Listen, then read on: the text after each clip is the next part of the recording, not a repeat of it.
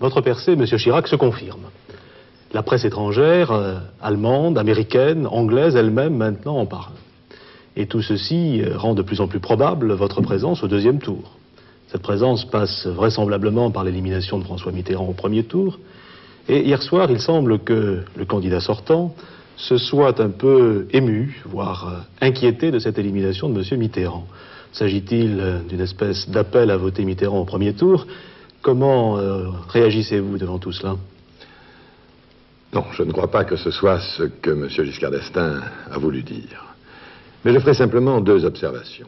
La première, c'est qu'il n'appartient pas à un candidat de désigner lui-même celui qu'il souhaite affronter au deuxième tour. C'est au suffrage universel, bien sûr, de le faire. Ensuite, la situation dans laquelle il n'y aurait au deuxième tour ni candidat socialiste, ni candidat communiste, eh bien, nous l'avons déjà connu. Souvenez-vous de 1969. Seuls étaient restés en lice M. Pompidou et M. Poher. Et cela s'est très bien placé. Eh bien, si au soir du 26 avril, cette situation se reproduit, nous aurons éliminé tout risque de changement de société. Et c'est ce que nous souhaitons. Et c'est ce que je vous propose. Si vos propositions ont eu tellement d'écho dans la population française, c'est sans doute qu'elles s'ordonnaient autour de quelques idées simples et fortes. Par exemple, relancer la production pour créer des emplois supplémentaires. Ou encore, afin de lutter contre la bureaucratie, faire des économies et diminuer les impôts. En matière sociale, votre idée force, c'est la solidarité. Alors ce mot de solidarité, qui lui est un peu plus abstrait, mérite sans doute quelques explications. Oui, une politique sociale ne peut être uniquement une politique d'assistance. C'est-à-dire une politique où, de la naissance jusqu'à la mort, les Français verraient tous leurs risques pris en charge par l'État. Une politique sociale, c'est une politique de solidarité, c'est-à-dire qui renforce les liens qui doivent exister entre les générations, entre les différents groupes sociaux, qui soit plus fraternel en quelque sorte, qui exige plus de rapports, de dialogue, de concertation entre eux et les pouvoirs publics. C'est cela que nous devons créer. Alors la solidarité entre les générations, qui est la première forme peut-être de cette solidarité, elle passe par une politique en faveur des personnes âgées. Est-ce que vous pensez que tout a été fait dans ce domaine, comme on le dit parfois?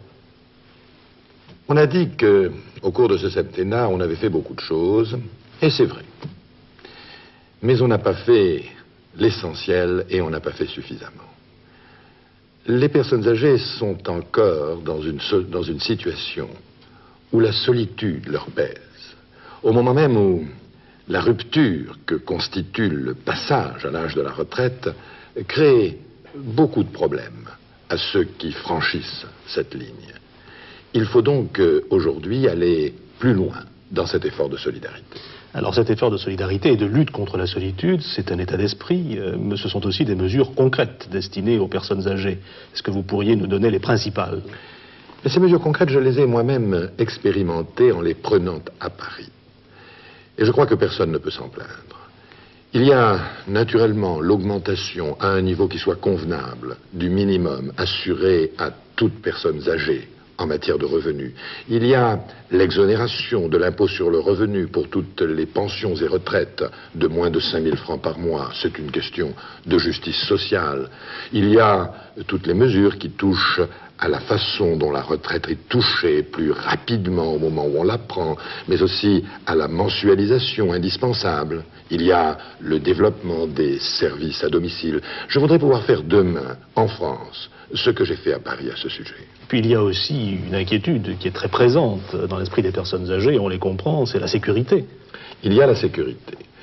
Cela intéresse naturellement tous les Français, mais il faut un renforcement des mesures et de la volonté de l'État pour permettre de garantir la sécurité des personnes et des biens. C'est un objectif tout à fait indispensable.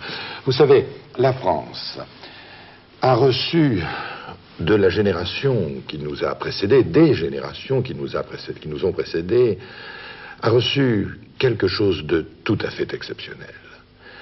Ces hommes et ces femmes qui se sont battus pour nous, à Verdun, pendant la Résistance, à la Libération, nous ont laissé une France grande et forte, et en bon état. Et notre ambition aujourd'hui doit être de donner à notre tour une France grande et forte à ceux qui nous succéderont. Et je ne suis pas sûr que nous soyons aujourd'hui en mesure de le faire. Cela impose d'une part un effort de redressement économique pour rendre sa grandeur à notre pays, et cela impose également un effort de reconnaissance, de solidarité à l'égard des générations qui nous ont précédés. Il y a une catégorie qui, elle aussi, se sent un peu à l'écart de la communauté nationale et qui pourtant compte beaucoup de Françaises et de Français à part entière, ce sont les handicapés. Oui, et pour lesquels il faut également faire un effort supplémentaire. Je suis moi-même responsable de 2 fondations importantes qui ont un certain nombre de maisons pour handicapés, et je sais quel est leur problème. J'ai tenté de le résoudre pour partie à Paris.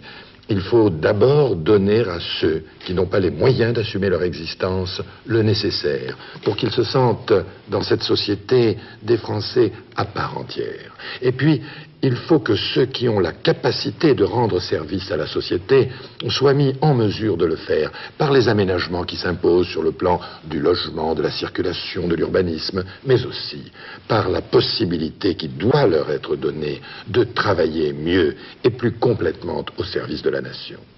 C'est de la réinsertion dans la société, la participation à part entière. Exactement. Alors si l'on reprend un peu l'idée que vous évoquiez tout à l'heure de chaîne des générations, de solidarité entre les classes d'âge, vous avez parlé des personnes âgées, à l'autre bout de la chaîne, il y a ceux qui vont recevoir cet héritage d'une France grande et forte, ce sont les jeunes. On nous dit beaucoup qu'ils n'ont pas envie de s'engager, qu'ils sont démobilisés. Est-ce que c'est votre sentiment? Je ne crois pas qu'ils ne veuillent pas s'engager. Mais ce que je sais, c'est qu'ils sont démobilisés, ils sont découragés. Et ceci, d'abord et avant tout, parce qu'ils voient bien que cette société, au moment où ils veulent y entrer, a tendance à leur fermer ses portes, notamment à cause du développement du chômage. Et lorsque les jeunes sont découragés, alors l'essentiel est en cause. Vous avez parlé des droits de la jeunesse. Vous avez fait même une espèce de déclaration des droits de la jeunesse. Oui, je ne donnais pas à ce mot droit, naturellement, un sens juridique. Je voulais dire par là que nous avions à leur égard des obligations. Et ces obligations, c'est d'abord le droit au travail, le droit à l'emploi. Et pour cela, il faut prendre les mesures économiques qui s'imposent. C'est le droit à la formation également, et à une formation adaptée aux emplois qu'il est possible de créer. C'est aussi le droit au logement qui est une des inégalités choquantes de notre temps. Et en tant que maire de Paris, je le vois bien tous les jours. C'est également le droit à l'expression. Il faut développer la vie associative et lui donner les moyens de se développer, de façon à ce que se développe le dialogue, la concertation, les échanges nécessaires. Il faut développer le sport, dans lequel les jeunes peuvent trouver ce qu'ils aiment, et ils sont nombreux, une forme d'expression. Il faut développer aussi les formations et les moyens d'expression culturelle. C'est un peu ce que vous avez fait à Paris. Vous avez créé des ateliers d'expression culturelle, je crois, dans cet état d'esprit. Et je vois que beaucoup de jeunes y vont, parce que c'est pour eux un moyen de s'épanouir. C'est autre chose que la simple société de consommation. Et il y a enfin un autre droit, et qui est le droit à l'engagement. Il y a de grandes et justes causes qui méritent que l'on se mobilise pour elles dans le monde. Il y a la défense des droits de l'homme qui de plus en plus sont bafoués un peu partout, y compris dans notre pays où l'on voit ressurgir quelques tentations racistes. Il y a la lutte contre la famine dans le monde. Il faut ouvrir ce champ large à la générosité, au dynamisme, à la force, à l'ardeur de notre jeunesse. Il faut l'encourager à se mobiliser pour ces grandes et justes causes. Il y a un dernier domaine peut-être où la notion de solidarité doit jouer un rôle important, car c'est le fondement de tout ce qui a été fait depuis 30 ans. Je pense au domaine de la santé, de la sécurité sociale. Est-ce qu'il n'y a pas là aussi un lien de solidarité à renforcer entre les différentes catégories de Français? Certainement, et notamment par une meilleure concertation. La sécurité sociale est aujourd'hui menacée. Et les principes même, et notamment les principes de notre médecine libérale, sont mis en cause. Eh bien là aussi, les exigences de la solidarité sont que nous fassions en sorte, notamment par des mesures économiques, pour que tout ceci ne soit pas menacé. Ceci concerne les personnes âgées. Beaucoup d'entre elles, qui ne peuvent être maintenues à domicile, souhaitent pouvoir être accueillies dans des établissements spécialement conçus pour elles. Et là, il y a un problème. Il y a un problème qui a tendance à se résoudre. Je le vois bien dans mon département de la Corrèze, et les moyens nécessaires sont encore à améliorer pour que les maisons, notamment les maisons de cure médicale, soient développées comme il le faut. Alors si nous revenons maintenant un peu au domaine de la politique, nous sommes 2 jours avant le premier tour, il faut bien en parler. J'aimerais que vous nous rappeliez un peu les points forts de la déclaration politique importante que vous avez faite hier à la presse. Eh bien d'abord, j'aurais voulu que tous nos concitoyens comprennent que tout va se jouer au premier tour. Et qu'au premier tour, il faut éliminer tout risque d'un changement de société que nos concitoyens ne souhaitent pas dans leur immense majorité. Et c'est la raison pour laquelle je leur ai fait un appel à tous ceux, à toutes celles qui ont soutenu l'action du général de Gaulle, l'action de Georges Pompidou et qui sont attachés aux principes de la Ve République. Un appel à toutes celles et à tous ceux qui souhaitent la stabilité dans notre vie politique, qui souhaitent le maintien des vertus d'initiative, de responsabilité, de liberté, mais qui ont bien conscience qu'aujourd'hui, un renouveau s'impose. À toutes celles et à tous ceux, enfin, qui sont attachés à tout ce que comportent de grand et de généreux les idéaux de justice, du socialisme et de l'humanisme, de telle sorte qu'ils puissent être associés à cet effort sans prendre le risque de voir demain le Parti communiste associé au pouvoir. C'est à ces Françaises et ces Français que je dis de se rassembler pour renforcer l'image d'une France grande, forte et stable, ce qui est capital. C'est à elles et à eux que je propose le renouveau dans la sécurité. Je sais que notre peuple a la force et la volonté de le faire, et ce que je voudrais demain, c'est que les Françaises et les Français soient fiers et heureux d'être Français.